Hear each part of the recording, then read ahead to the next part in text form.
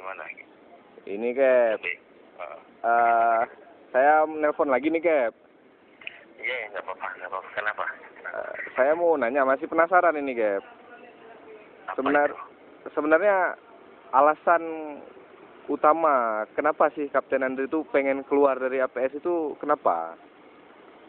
Oh itu, ya seperti saya bilang, ya begini ya. Jadi situasi kondisi di APS Anda ini kan dewasa lah, pemuda-pemuda cerdas dari Aceh. Saya juga nggak bisa menutup dia keadaannya. Iya Cap.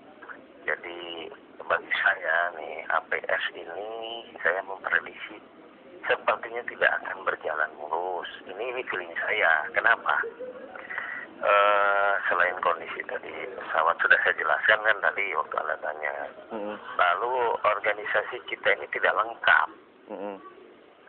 Ada chief, ada QA, kemudian ada chief maintenance, tapi tidak ada yang namanya kepala sekolah, langsung direktur. Ya. Kemudian juga chief ground dirangkap oleh direktur apa gitu. TPO-nya tatkala kita butuh apa, nggak ada keluar. Nah, salah satu yang saya paling tidak suka sudah kondisi pesawatnya masih harus diinikan itu kan. Kita ini nggak lengkap, sampai tukang ketik aja juga kayaknya butina lagi ngurusi segala macam. Yang paling saya tidak suka nih, ya aku terbuka aja sama Anda. Manajemen ini otoriter. Mau-maunya sendiri. Jadi kalau kita sarankan ini, sarankan itu nggak jalan. Marah isinya. Kita nggak bisa kerja dalam situasi seperti begitu. Banyak perusahaan lain yang lebih bagus.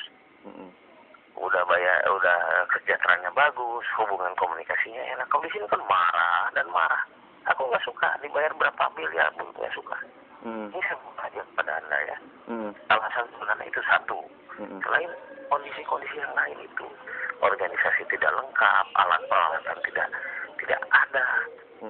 Chief maintenance cuma berdiri sendiri. Bagaimana berjalan kayak begini? Udah kondisi pesawat tua.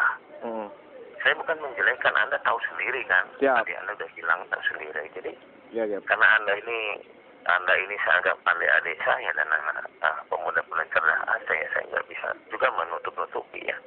Jadi alasannya itu saya nggak suka di sini. Tuh, saya lebih baik bekerja di tempat lain yang lebih enak suasana ya. Ini kan otoriter banget gitu loh. Bahkan kita usul ini ibaratnya dibunuh lah. Saya nggak suka terserang kondisi kayak begini. Udah bukan zamannya lagi gitu loh. Itu sebetulnya alasan yang utama. Satu, tidak suka sebenarnya. Udah gitu organisasi tidak lengkap, manusianya, kondisi pesawatnya. Lalu bagaimana sekarang kesejahteraannya? Anda lihat sendiri. Ternyata benar apa yang saya prediksi ini. Masuk 6 bulan saya tidak dapat gaji. Terus mau jadi apa ini perusahaan ini? Saya memang beberapa kali ngomong di beberapa bulan lalu, 7-8 bulan lalu, setahun kan di sini. Saya ngomong, kalau nggak mampu mendirikan sekolah pilot mahal, bikin aja pabrik tahu yang murah. Selalu bilang gitu. Kenapa saya memprediksi bakal begini? Dan ini terjadi akhirnya kan. Apa yang saya bilang itu? Yang saya prediksi. Itu aja saya kira ya. Terpaksa saya buka nih pada Anda tanya lagi. Cap, ini berarti memang tidak ada hubungannya dengan gara-gara kami pengen keluar juga? Sekali lagi tidak. Saya melihat dari awal banyak kekurangan di sini. Menurut saya juga udah gitu suasana kerjanya tidak enak. Orangnya kurang lengkap. Dari direksi sekian orang langsung ke petugas di lapangan. Kami ini organisasi lapangan dari kepala sekolah ke bawah. Pas sekolahnya nggak ada. Saya langsung berhubungan dengan direktur. Nah, direkturnya kan terlalu banyak mikirin sana yang sini. Jadi kalau kita ngomong nggak nyambung. Saya nggak suka dengan situasi otoriter seperti ini. Ya, itu aja ya. Siap. Cap, ini omongan percakapan kita saya rekam, Cap. Nggak apa-apa, Cap? Ya, silahkan. Anda kan sudah dewasa. Gunanya kita berkomunikasi yang baik untuk menciptakan suatu kondisi kerja yang